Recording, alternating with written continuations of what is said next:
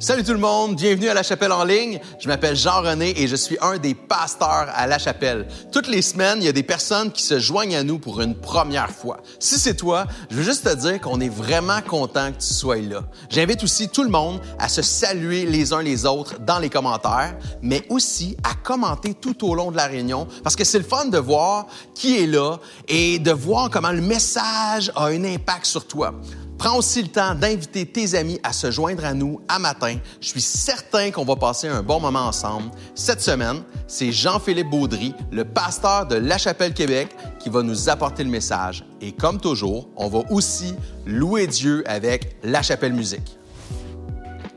J'aimerais prendre le temps de te parler des baptêmes d'eau à La Chapelle. Le baptême d'eau, c'est une manifestation extérieure d'une transformation intérieure. Et tous les chrétiens sont appelés à faire ce pas de foi.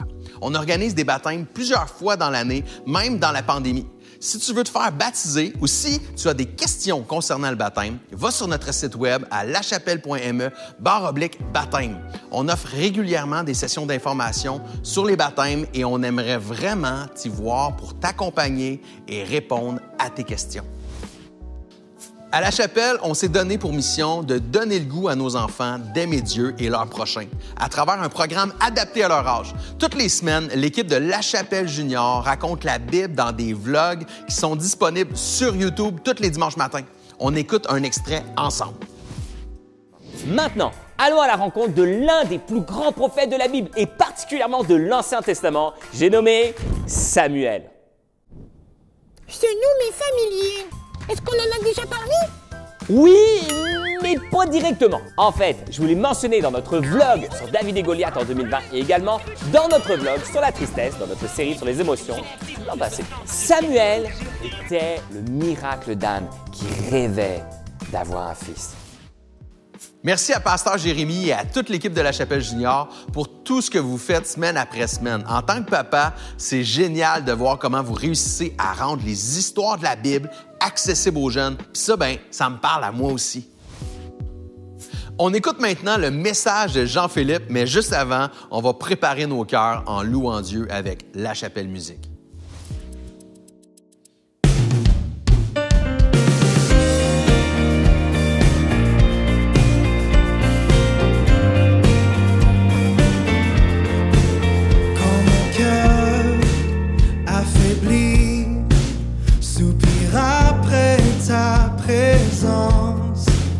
Dans ta demeure, tu me conduis, tu me remplis d'assurance.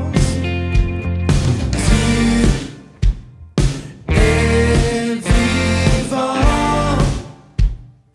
à jamais. Ton amour est sans fin.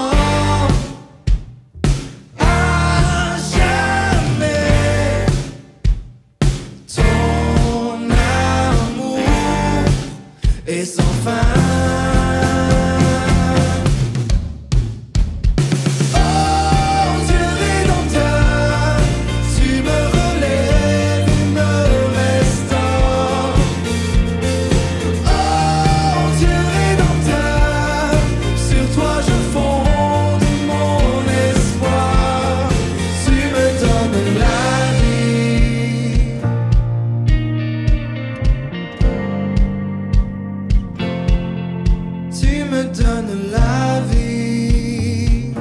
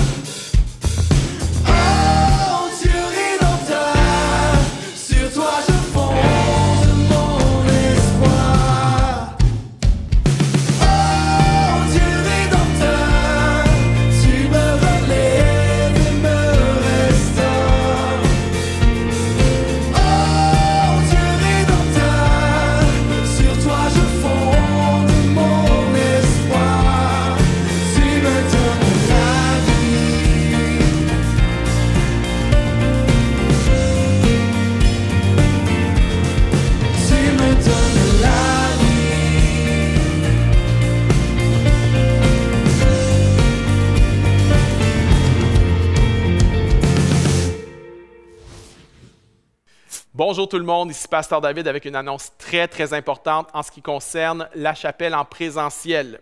Vous savez probablement que le gouvernement du Québec a autorisé les rassemblements religieux jusqu'à 250 personnes. Toutefois, le gouvernement exige que les gens qui viennent au rassemblement aient tous le passeport vaccinal.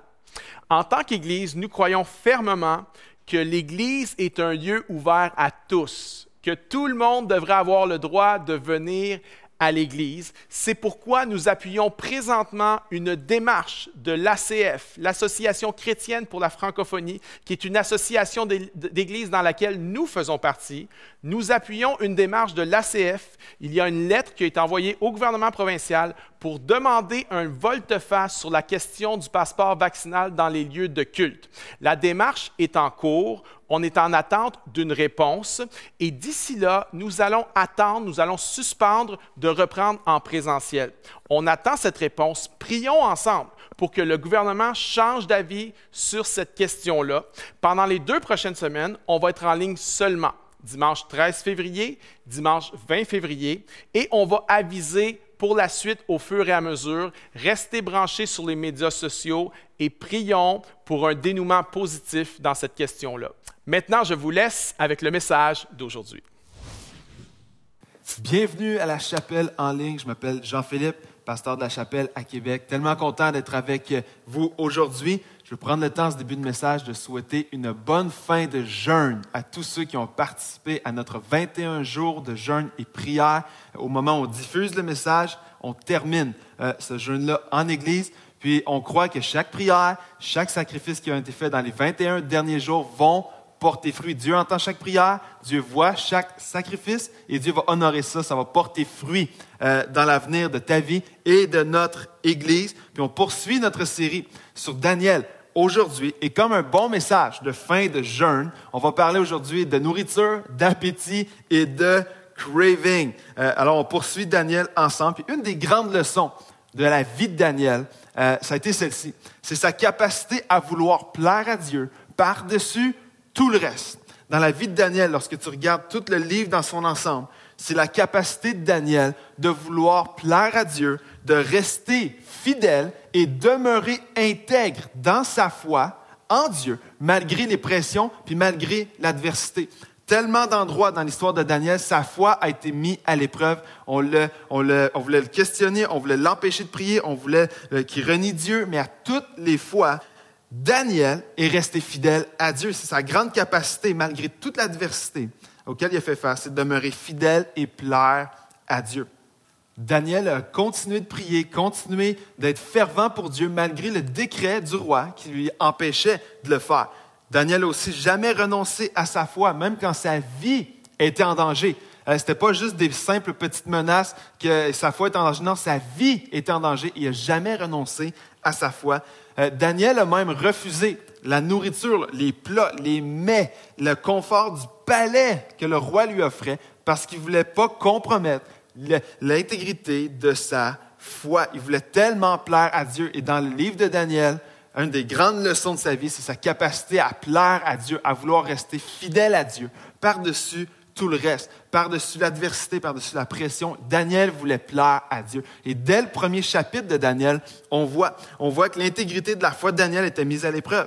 Parce que servir dans la cour du roi, c'était un épée à double tranchant. Parce que d'un côté, c'était une grande bénédiction. Il y avait une position d'influence. Il était dans l'abondance. C'était vraiment une bénédiction. Mais de l'autre côté, ça peut aussi être un piège. Parce que Daniel était confronté souvent à des choix difficiles. D'un côté, le texte va nous dire qu'il était confronté au choix de se souiller ou de compromettre l'intégrité de sa foi en profitant du palais. Puis de l'autre côté, il voulait plaire à Dieu. Manger la nourriture du roi, lorsqu'on lit dans les premiers versets de Daniel, lorsque le roi lui offre le bon vin, les bonnes assiettes, ça avait une signification importante. Puis c'est pour ça que Daniel a refusé les bons plats du roi pour faire son jeûne, le jeûne de Daniel qu'on a fait en Église, parce que ça impliquait 2 choses de manger la nourriture du roi. Ça voulait dire de manger, premièrement, la même nourriture que les dieux babyloniens et les idoles.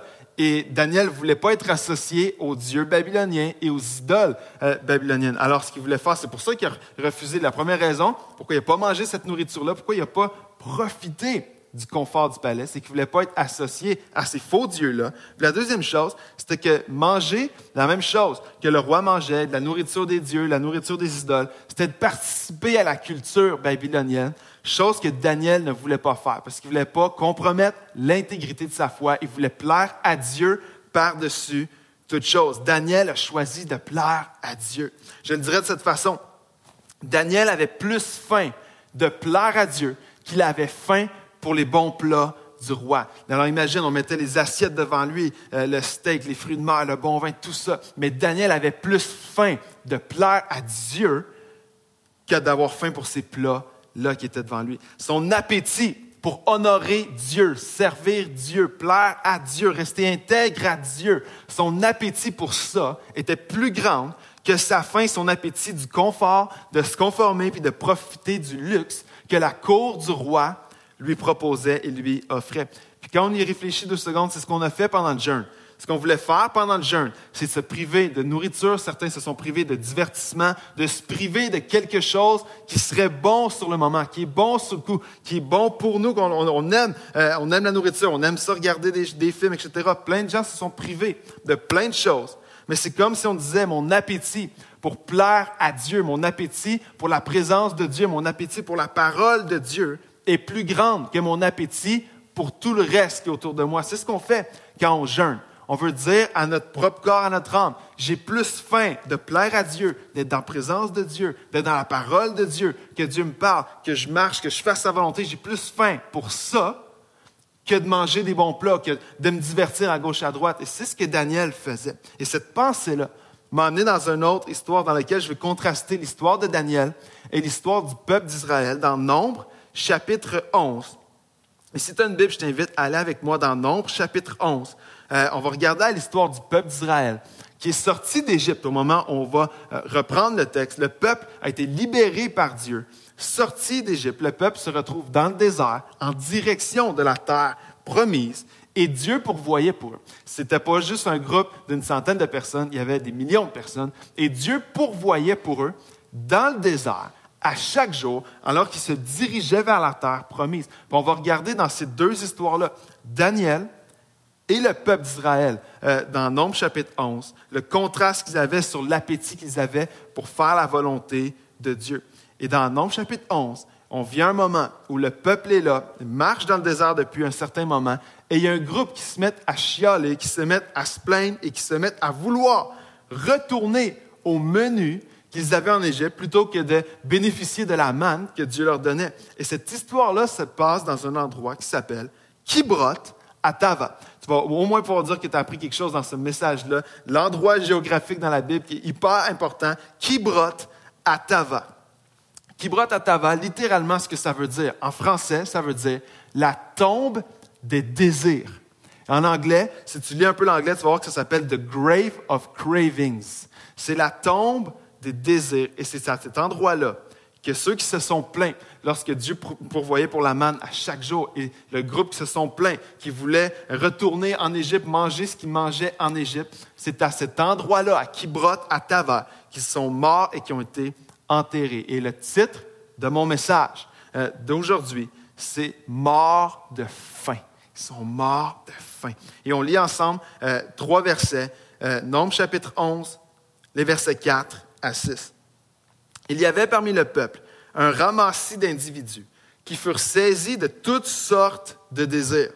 Alors les Israélites, à leur tour, recommencèrent à pleurer en disant « Ah, si seulement nous pouvions manger de la viande! Nous regrettons le poisson qu'on mangeait pour rien en Égypte. On est en train de dire, on mangeait de la viande, on mangeait du poisson, ça ne nous coûtait rien. Quand on était esclaves en Égypte, au moins on mangeait ces choses-là. Et les concombres, et les melons, et les poireaux, et les oignons, et l'ail, ils ont faim, comme peut-être tu as eu faim pendant ton jeûne. Verset 6. À présent, nous dépérissons, nous sommes privés de tout, rien que de la manne et toujours de la manne. Il y a une partie du peuple qui désire retourner au menu qu'ils avaient en Égypte. Il y a une partie du peuple qui commence à craver, qui désirent la nourriture qu'ils avaient en Égypte. Ils se mettent à vouloir ce qu'ils avaient dans le passé. Les cravings, c'est ce qu'on veut manger lorsqu'on jeûne. Par exemple, dans les dernières semaines, si tu as participé au jeûne de nourriture avec nous, probablement que tu as eu ce qu'on appelle des cravings, des désirs de manger certains aliments que tu disais, je ne peux pas le manger parce que je jeûne, mais j'ai tellement le goût de le manger. Mais le peuple se retrouvait dans cette situation-là où il voulait manger. Si tu as eu des cravings, mets-le dans les commentaires.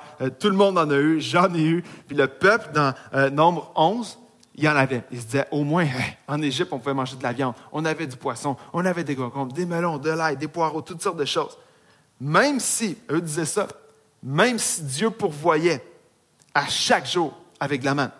La manne était là. La manne était amplement suffisante pour que tout le peuple, non seulement juste survive, mais soit rassasié et puisse se rendre jusque dans la terre promise. La manne était suffisante pour leurs besoins pour continuer d'avancer. Alors imagine juste 2 secondes si on fait pause. Le peuple se met à chialer parce qu'ils veulent retourner en Égypte, manger ce qu'ils mangeaient là-bas. Pendant que Dieu pourvoit surnaturellement pour de la manne à chaque jour. Imagine, tu te lèves le matin et il y a de la manne qui est là. Dieu pourvoit à chaque matin. Nombre 11, verset 9. Quand la rosée descendait la nuit sur le camp, la manne y descendait aussi. C'est miraculeux. Eux sont au milieu d'un miracle à chaque jour. Ils se mettent à chialer. Ils disent, au moins, quand on était esclaves, on pouvait avoir du poisson, on pouvait manger de la viande là-bas. Alors que Dieu les a libérés, ils étaient esclaves depuis des générations, Dieu les a libérés de l'Égypte. Dieu pourvoit à chaque jour pour eux de la manne, et Dieu est en train de les diriger vers un pays exceptionnel qui était Canaan, qui était la terre promise.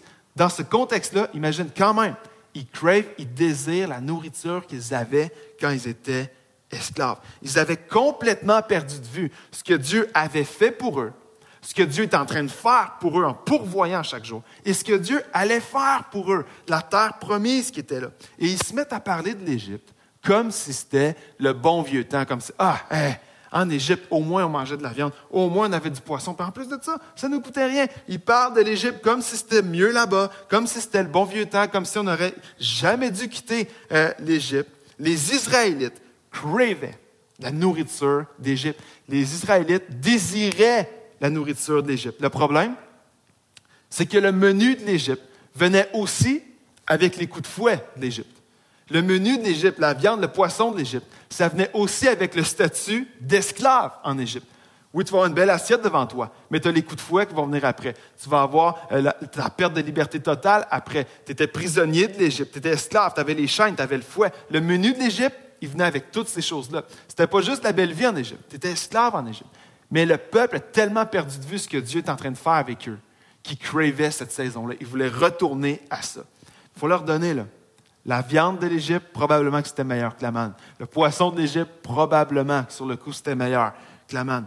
Mais est-ce qu'une assiette de viande valait vraiment les coups de fouet et l'esclavage? Pas sûr de ça. Est-ce qu'une assiette de viande valait vraiment d'être loin des plans de Dieu, d'être abandonné, d'abandonner la terre promise et de passer à côté des promesses de Dieu? On peut en douter longtemps. Un des plus gros pièges, on le voit dans cette histoire-là, des cravings qu'on peut avoir lorsqu'on désire tellement des choses, on veut manger quelque chose, on a faim pour quelque chose, on a un appétit pour quelque chose. Un des plus gros pièges des cravings, c'est qu'ils vont nous satisfaire sur le moment. Ils vont nous faire du bien sur le moment. Ils sont bons au goût sur le moment, mais ils sont rarement bons pour toi à long terme.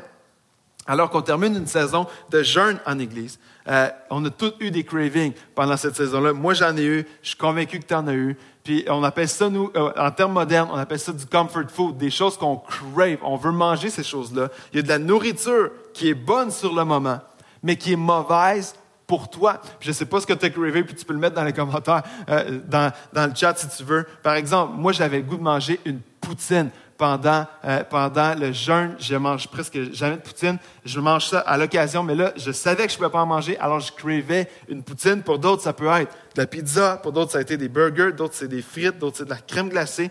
Du comfort food. Il y en a plein. Vous avez cravé plein de trucs. Mais le comfort food, le problème avec ça, c'est que ça peut être très bon au goût sur le moment, mais c'est vraiment pas bon pour toi. Et tu ne te rends pas compte de ça. On ne se rend pas compte des dommages d'un burger par-ci, une poutine par-là, une pizza par-ci. On ne se rend pas compte des dommages de ces choses-là sur le coup. Mais après quelques semaines, après quelques mois que ça, c'est devenu ton habitude, c'est ce que tu manges, tu vas voir que ta santé générale va se détériorer. Et on veut manger ces choses-là. On crave ces choses-là. Pourquoi? Parce qu'ils sont bons sur le coup. On aime le goût, on aime le réconfort que ça nous apporte, on aime le plaisir que ça nous amène, on aime la satisfaction qu'on a sur le moment. Mais voici le problème avec les cravings. C'est que ce que tu nourris grandit. Et plus ton appétit pour une chose grandit, plus tu vas craver cette chose-là. Alors, plus tu te nourris de quelque chose, plus ton appétit pour ça grandit. Et plus ton appétit grandit, plus tu vas craver ça, plus tu vas désirer manger de ça. Et là, tu rentres dans un cercle. Plus tu te nourris de quelque chose, plus cette chose-là grandit. Plus ton appétit pour ça grandit, plus tu vas craver ces choses-là. Plus tu te nourris d'une chose, plus ton appétit pour ça grandit. Et plus ton appétit grandit, plus tu vas désirer cette chose-là, plus tu vas craver cette chose-là. C'est vrai pour la bouffe, mais mon message, ce n'est pas nécessairement sur la bouffe aujourd'hui.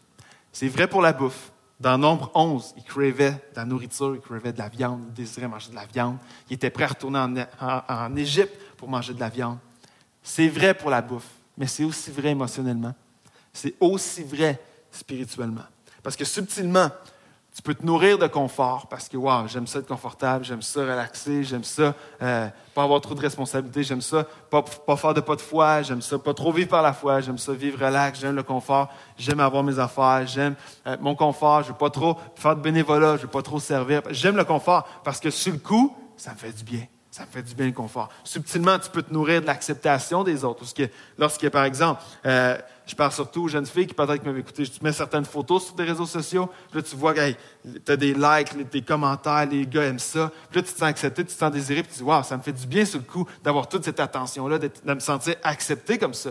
Et là, tu commences à nourrir quelque chose qui commence à grandir, tu as un appétit qui grandit, puis là, ça devient un craving, d'avoir l'acceptation des autres, de te sentir désiré, de te sentir accepté. C'est la même chose que, par exemple, peut-être certaines personnes vont critiquer d'autres personnes, vont murmurer dans le dos d'autres personnes. Pourquoi? Parce que ça nous fait du bien sur le coup. On se nourrit de ça. Et subtilement, tu dis, quand je critique, quand je parle dans le dos d'une personne, quand je murmure, ça me fait du bien sur le moment parce que j'ai l'impression que c'est moi qui ai raison. J'ai l'impression que je prends le pouvoir de la conversation. C'est moi qui ai raison. Ça me fait du bien sur le coup de critiquer. Mais c'est vraiment mauvais pour toi. C'est la même chose dans les relations, c'est la même chose dans l'attention. On se nourrit de certaines choses. On se nourrit des fois de certaines relations qui, sur le coup, ça nous fait du bien. Tellement de gens j'ai rencontrés qui sont dans des relations ultra toxiques pour eux. Mais ils cravent tellement l'attention de cette personne-là, ce que cette personne-là leur apporte sur un moment, qui ne voit pas tout ce que ça peut avoir comme dommage à long terme. Mais on se nourrit subtilement de ces choses-là. Et subtilement, notre appétit devient débalancé. Notre appétit pour certaines choses devient débalancé. Il y a des choses, un appétit pour des mauvaises choses qui grandit, qui prend de la place. Puis tu arrives à un moment où tu craves ces choses-là. Comme les Israélites dans Nombre chapitre 11. Leur appétit pour la bouffe de l'Égypte était rendu plus grand que leur appétit pour vivre avec Dieu. Il y avait tellement un craving pour manger la viande de l'Égypte, de retourner là-bas, qu'il y avait plus faim pour ça que d'être libre dans le désert avec Dieu et de marcher vers la terre promise. Et ça serait quoi le piège pour nous aujourd'hui? Ça serait de les regarder de haut et de dire comment ils peuvent faire ça? Comment est-ce que le peuple de Dieu dans le désert peut vraiment avoir faim plus pour la viande en Égypte et retourner comme esclave que de marcher libre avec Dieu vers la terre promise? Le danger que nous, on aurait aujourd'hui, c'est de les prendre de haut et de dire que nous, ça ne nous arrive pas, ces choses-là. Parce que parfois, nous aussi, on se nourrit de plein de choses qui ne sont pas bonnes pour nous, qui des fois nous font du bien sur le moment. On se nourrit des choses qui nous font du bien sur le moment, dans des relations, dans du confort, dans de la critique lorsqu'on parle dans le dos des autres, dans ce qu'on va faire pour être accepté par certaines personnes. On fait des choses qui nous font du bien sur le coup, mais qui nous détruisent à petit feu, qui nous détruisent à long terme, qui nous éloignent de ce que Dieu voudrait vraiment, qui nous privent de ce que Dieu a pour nous dans l'avenir, qui nous empêchent d'être libres. Combien de personnes sont dépendantes de choses, de substances, sont dépendantes de relations, ils sont dépendantes de toutes sortes de choses, sachant que c'est mauvais pour eux à long terme, mais sont complètement addicts à ça parce que sur le moment, ça leur fait du bien. Avant de regarder le peuple de Dieu dans Nombre chapitre 11, il faut s'examiner nous-mêmes, dire comment est-ce que moi aussi je crave des choses qui me font du bien sur le moment, mais qui sont mauvaises pour moi. Puis la Bible est remplie d'exemples que d'autres personnes, d'autres peuples, d'autres personnes qui cravaient des choses, qui les éloignaient de Dieu, des exemples qui ont laissé, des gens qui ont laissé des cravings, qui ont laissé leur appétit pour les mauvaises choses, les éloigner du plan de Dieu pour leur vie. Le premier exemple qui me vient en tête, c'est celui d'Ésaü, qui est un exemple hyper connu. Ésaü, là, avait un appel de Dieu, avait un avenir, avait un héritage qui lui revenait. Et il a gaspillé tout ça. Pourquoi? Pour un bol de lentilles. Il a échangé tout l'héritage que Dieu avait pour lui, tout l'avenir que Dieu avait pour lui, l'appel que Dieu avait pour lui. Il avait tellement faim, il avait un appétit tellement juste pour manger, remplir son ventre, qu'il a échangé tout l'appel et l'avenir que Dieu avait pour lui contre un bol de lentilles. Il a laissé son appétit pour la mauvaise chose l'éloigner du plan de Dieu pour sa vie. Et la Bible a plein d'autres exemples. Parlons du roi David. Dans la scène, dans l'épisode de sa vie avec Bathsheba, David a laissé son appétit sexuel l'amener à faire des choses qui l'ont éloigné complètement de ce que Dieu avait pour lui. Ça l'a amené à tromper, ça l'a amené au meurtre et ça l'a amené à perdre toutes sortes de choses dans le palais. Sa flamme a juste diminué après ça. Le roi David a laissé son appétit sexuel l'éloigner des plans de Dieu pour sa vie. Prends le jeune homme riche, lorsque Jésus parle du jeune homme riche. Ce jeune homme-là avait tellement faim pour son confort qu'il n'était pas prêt à laisser le confort de côté pour suivre Jésus. Son appétit pour être confortable, pour les biens matériels, était plus grand que son appétit pour suivre Jésus et faire sa volonté. Alors, il a laissé Jésus partir. Il n'a jamais suivi Jésus. Si on prend Judas, par exemple, son appétit pour l'argent était plus grand que son appétit de suivre Jésus.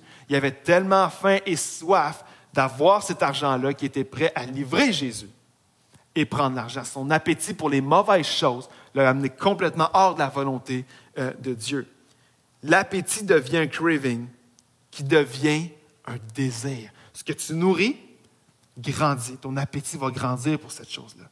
Et ton appétit qui grandit va devenir un craving, qui va devenir un désir. Et dans l'histoire de Nombre chapitre 11, Dieu va leur donner, Dieu va leur accorder ce qu'ils désiraient. Il dit, hey, pourquoi est-ce qu'on n'est pas en Égypte? On veut la viande. On veut retourner là-bas. C'est ça qu'on veut. On veut la viande. On veut la viande. On est tanné de ce que Dieu fait pour nous. On ne veut même pas parler de la terre promise. On s'ennuie de l'Égypte. Au moins là-bas, on avait du poisson, on avait de la viande, on avait plein de choses. Et Dieu va leur accorder ce qu'ils désiraient. C'était tellement devenu débalancé pour eux. Le peuple, à l'époque, le craving était devenu tellement grand que Dieu va dire, c'est ça que vous voulez? Je vais vous le donner. Regarde les versets 18 à 20. Tu diras au peuple, consacrez-vous pour demain. Vous mangerez de la viande, c'est Dieu qui parle. Puisque vous avez pleuré aux oreilles de l'Éternel en disant, qui nous fera manger de la viande? Nous étions bien en Égypte. Vraiment? Est-ce que vraiment vous étiez bien en Égypte? Esclaves depuis des générations? Mais le craving, il avait faim pour les mauvaises choses. Nous étions bien en Égypte. L'Éternel vous donnera de la viande et vous en mangerez. Vous en mangerez non pas 1 jour, ni 2 jours, ni 5 jours, ni 10 jours, ni 20 jours, mais 1 mois entier jusqu'à ce qu'elle vous sorte par les narines et que vous en soyez dégoûtés. Dieu est en train de leur dire, vous en voulez de la viande? Je vais vous en donner de la viande. Moi, là, je suis le maître de l'univers, je suis l'Éternel, je peux vous donner plus de viande que n'importe qui pourrait vous en donner. Vous en voulez de la viande? Je vais vous en donner de la viande. C'est ça que Dieu va faire. Pendant 1 mois, il va leur en donner une quantité industrielle. Et cela arriva parce que vous avez rejeté l'Éternel. Il y avait plus faim pour la viande, puisqu'il y avait en Égypte, qui avait faim de suivre Dieu et faire sa volonté. Cela arriva parce que vous avez rejeté l'Éternel, qui est au milieu de vous, et parce que vous avez pleuré devant lui en disant, « Pourquoi donc sommes-nous sortis d'Égypte? » Le peuple avait perdu complètement de vue, ce que Dieu avait fait pour eux. Il les avait libérés. Ils les avait sortis de l'esclavage. Il était en train de les nourrir à chaque jour avec la manne. Il marchait avec eux à chaque jour. Le texte dit, il était là, l'Éternel qui est au milieu de vous. Dieu était avec eux. Il était là, prenait soin d'eux. Puis Dieu non seulement était avec eux maintenant, mais il les dirigeait dans ses promesses, puis dans une terre incroyable pour eux. Mais ils ont tellement perdu de vue tout ça qu'ils ont perdu cette destinée-là. Le groupe de personnes qui se plaignaient ont perdu leur appel, ont perdu leur destinée, ils ont perdu les bénédictions que Dieu avait pour eux. Pourquoi? Parce qu'ils voulaient de la viande. Versets 33 et 34 de Nombre 11. La viande était encore entre leurs dents et n'avait même pas encore été mâchée lorsque la colère de l'Éternel s'enflamma contre le peuple. L'Éternel frappa le peuple d'un très grand fléau. On appela cet endroit, et là on retrouve notre endroit de tantôt, Kibroth Hattava, parce qu'on y enterra les membres du peuple qui avaient éprouvé de la convoitise. Leur appétit, leur craving, leur désir pour les mauvaises choses les ont amenés à Kibroth Hattava. Et là, je fais le contraste. La façon que Dieu me l'a montré. Entre Daniel, tout le livre de Daniel, l'histoire de Daniel, le témoignage de Daniel et le peuple dans Nombres chapitre 11. Daniel refuse la viande. La viande lui est proposée. Tu liras le chapitre 1. La viande est là, est devant lui. Il a juste à prendre son couteau, sa fourchette et la déguster. Daniel refuse la viande parce qu'il veut plaire à Dieu. Il veut marcher dans sa volonté. De l'autre côté, Nombres chapitre 11, le peuple de Dieu crave la viande. Est prêt à vouloir retourner esclave pour aller manger la viande. Sans pif de viande pour satisfaire leur désir momentané sur le coup, assouvir ce craving-là, assouvir leur désir de manger de la viande. Daniel, qui ne mange pas de viande, qui lui la met de côté, marche dans la volonté de Dieu pour sa vie, puis il y a un témoignage incroyable. Puis de l'autre côté, tu as le peuple d'Israël qui crave la viande, puis qui finalement sont morts de faim à Kibrot, à Tava, loin de la volonté de Dieu. Daniel qui refuse la viande, le peuple de Dieu qui crave la viande, loin des voies de Dieu. Ils sont morts de faim. Morts de faim, pas parce qu'ils ont manqué de nourriture. Ils sont morts de faim parce qu'ils avaient un appétit pour les mauvaises choses. Ils avaient faim pour les mauvaises choses et c'est ça qui les a amenés à leur mort. Leur appétit pour le confort momentané, la satisfaction momentanée, manger la viande maintenant, les a amenés à la mort. Kibrot à Tava. Le danger pour nous aujourd'hui, c'est d'avoir les cravings, d'avoir un appétit, d'avoir faim pour les mauvaises choses. Ce qui est arrivé au peuple de Dieu dans Nombres chapitre 11 peut nous arriver à chacun de nous encore aujourd'hui. D'avoir faim, d'avoir un appétit pour des mauvaises choses, d'avoir faim pour des choses qui vont nous éloigner de ce que Dieu a pour nous. Certains écoutent ce message, peut-être toi, ça va être le confort. Peut-être que Dieu t'appelle à faire des choses, Dieu t'appelle à te lever dans cette saison-ci de ta vie, puis tu es tellement confortable, tu craves tellement de confort que ça va amener ta vie, ton appel à Kibrot, à Tava.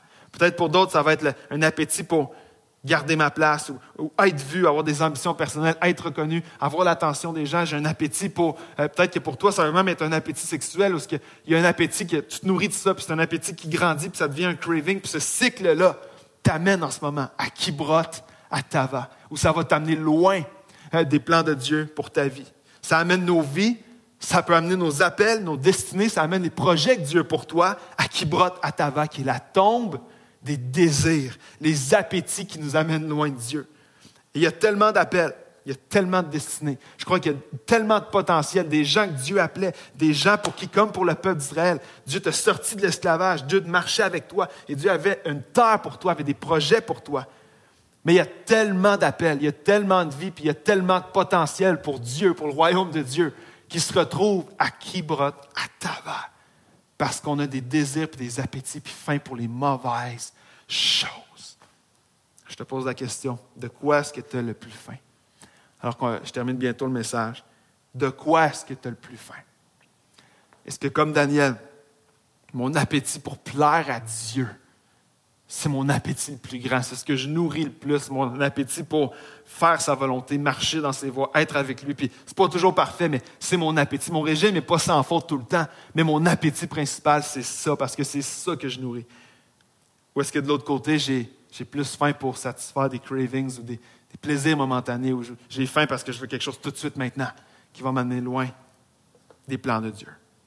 Ma prière pour nous, aujourd'hui, ma prière pour toi, puis ma prière pour moi le premier, c'est que je veux tellement me nourrir de la parole de Dieu. Je veux tellement me nourrir de sa présence. Je veux tellement me nourrir de le servir. Je veux tellement me nourrir que je veux plaire à Dieu. C'est tellement ça que je veux me nourrir que mon plus grand désir, mon plus grand craving, ce soit de servir Dieu, ça soit de lui plaire. Moi, je vais arriver un moment dans ma vie où, comme Daniel, tu peux mettre n'importe quoi devant moi. Tu peux mettre le bon steak devant moi, les fruits de mer devant moi. Tu peux mettre tout ce que le monde a à m'offrir. Tu peux mettre le meilleur vin devant moi. Je vais être capable de dire non.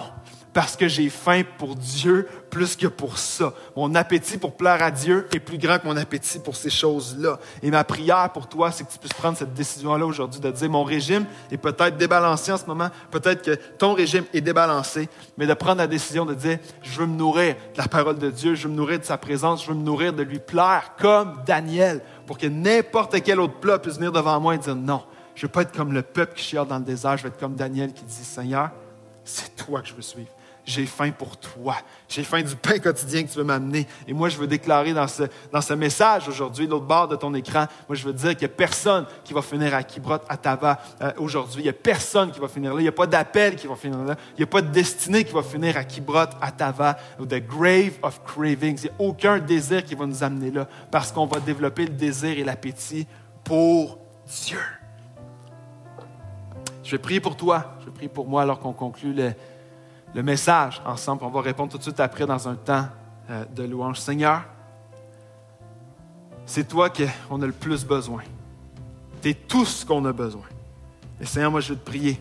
On veut s'inspirer de la vie de Daniel, Seigneur. Qu'il n'y a aucun appétit pour les mauvaises choses. Peu importe, au son de ma voix, de l'autre côté de l'écran, au moment où les gens regardent ce message, que ce soit un appétit pour le confort, un appétit pour avoir une certaine position, que ce soit une dépendance à la drogue, au sexe, à autre chose, à l'attention des gens.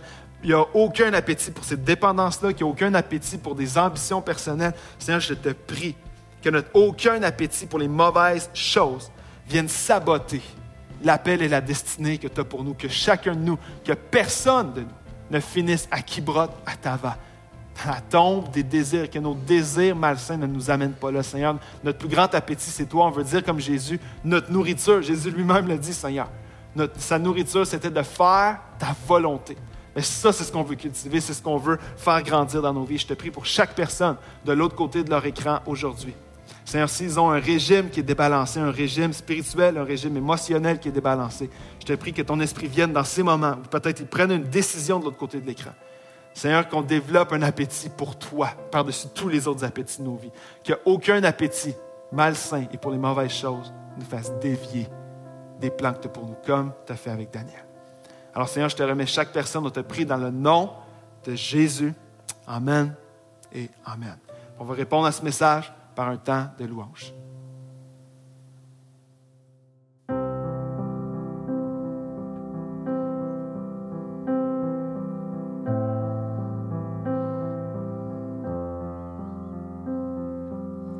Comme l'enfant jouant sur le sable, croyant qu'il peut vider la mer, je me tiens devant l'inexprimable, l'amour plus grand que l'univers. Tu es Dieu, éternel et infini. Tu es Dieu, qu'aucun mot ne peut décrire. Mais j'essayerai encore.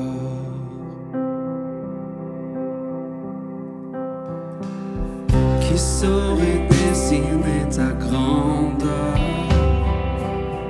Qui pourrait dire ta beauté? Des millions d'anges louent ta splendeur, mais tu te plais à m'écouter.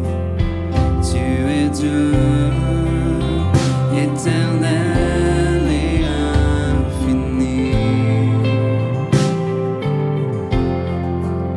Tu es Dieu, qu'aucun mot ne peut décrire. Oh, tu es Dieu, éternel et infini. Tu es Dieu, qu'aucun mot ne peut décrire. Mais j'essayerai encore. Mes mots sont imparfaits, mais je continuerai. J'essayerai encore. Oui, pour l'éternité, nos chants vont résonner. J'essayerai encore. Mes mots sont imparfaits, mais je continuerai. J'essayerai encore. Oui, pour l'éternité, nos chants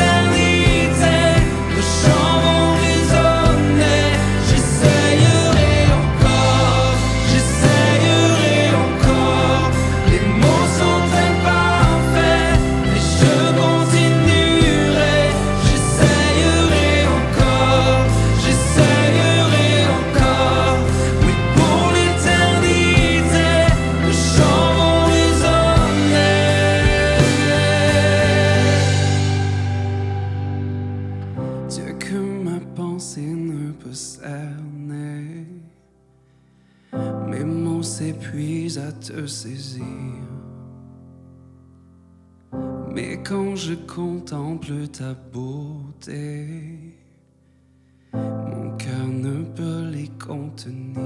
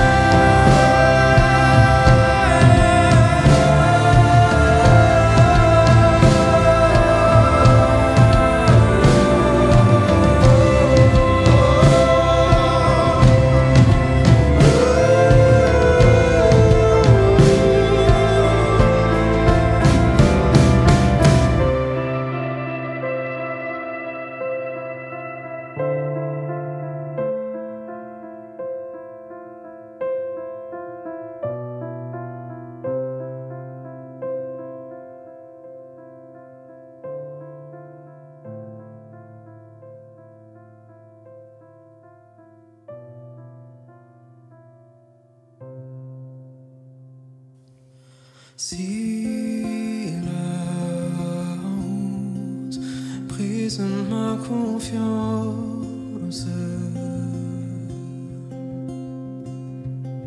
si le temps range ma patience, Jésus, aide-moi à croire.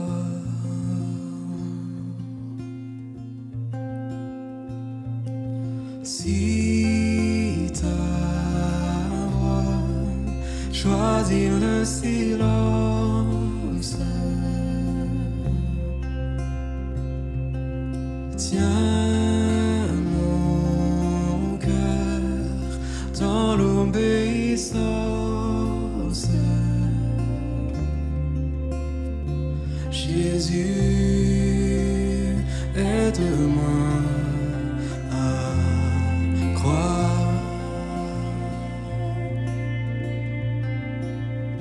Ce que mes yeux ne voient pas. Mon Dieu est souverain, mon Dieu ne faillit pas. Fidèle à tout jamais, il soutient ma foi. Mon Dieu est en sa main, Mon Dieu marche avec moi, toujours à mes côtés. Il soutient ma foi, il soutient ma foi.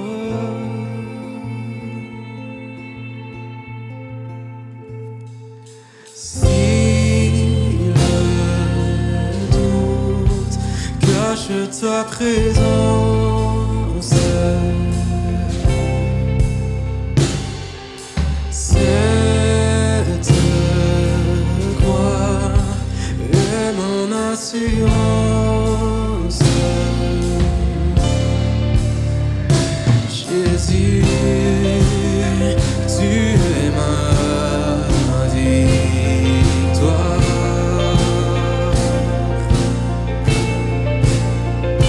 Jésus, tu es ma victoire.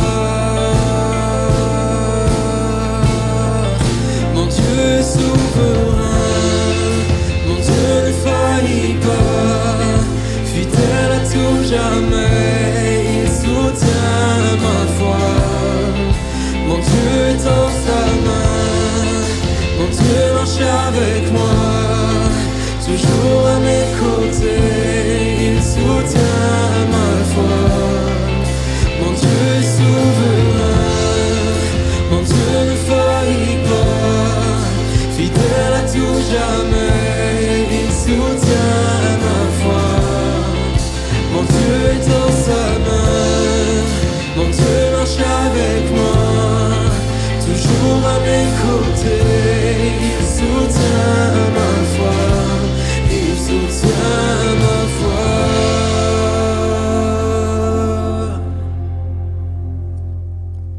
Dieu, tu es bon. Dieu, tu es bon. Dans nos faiblesses, tu montres ton amour.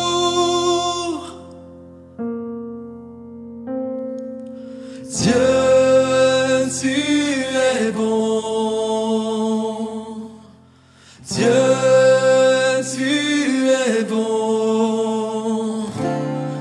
Dans tes promesses, tu montres ton amour.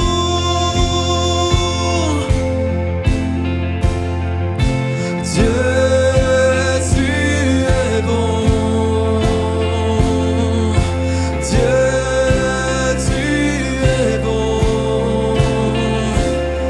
Dans nos faiblesses, tu montres ton amour.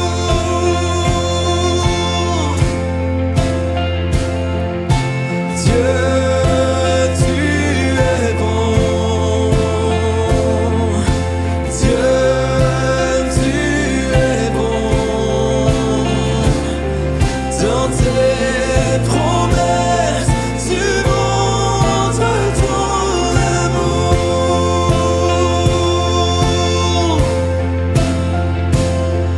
Dans tes promesses, tu montres ton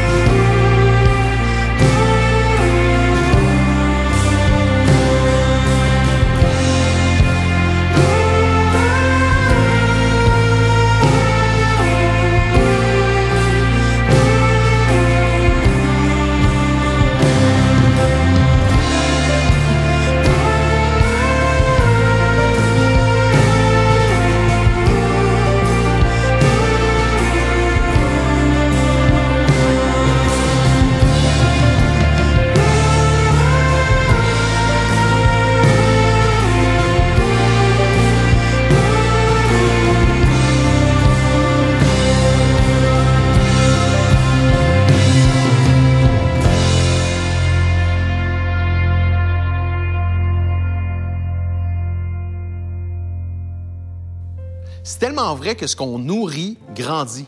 Je sais pas pour toi, mais moi, ça m'a frappé durant les 21 jours de jeûne qu'on vient de passer. Ce que j'espère pour toi, pour moi et pour nous tous, en fait, c'est que notre faim pour Dieu soit plus grande que tout. Pour faire ça, on a besoin les uns des autres pour se soutenir, s'encourager et grandir ensemble. Il y a plusieurs façons de faire ça à la chapelle. Tu peux joindre un 5 à 7, nos petits groupes qui se rencontrent en semaine. Il y en a dans toutes les villes où on a une chapelle et même ailleurs. C'est sûr qu'en ce moment, plein de groupes sont en ligne, mais il y a des groupes plus petits qui se voient en personne. Je t'encourage vraiment à joindre un groupe si tu n'en as pas déjà un. Tous les dimanches, on se connecte virtuellement dans les afters pour discuter du message et échanger ensemble. Il y a un after pour chaque ville. Tu trouveras le lien pour t'y connecter sur notre site web sous l'onglet After. Merci à tous ceux qui sont généreux semaine après semaine. Pour vrai, ça fait vraiment une différence. Tu peux donner de façon automatique en allant sur notre site web ou notre application mobile. C'est facile, sécuritaire et ça nous permet de continuer d'être ensemble. Merci d'avoir été là aujourd'hui. Oui, c'est notre dernière journée de jeûne. Puis là, je m'attends à ce que tous les carnivores y écrivent « Amen » dans les commentaires. La semaine prochaine, on termine notre série sur Daniel avec le pasteur David Potier et ce sera encore en ligne pour tout le monde. Mais tout de suite, on se voit dans un des after. Sur ce, bonne semaine.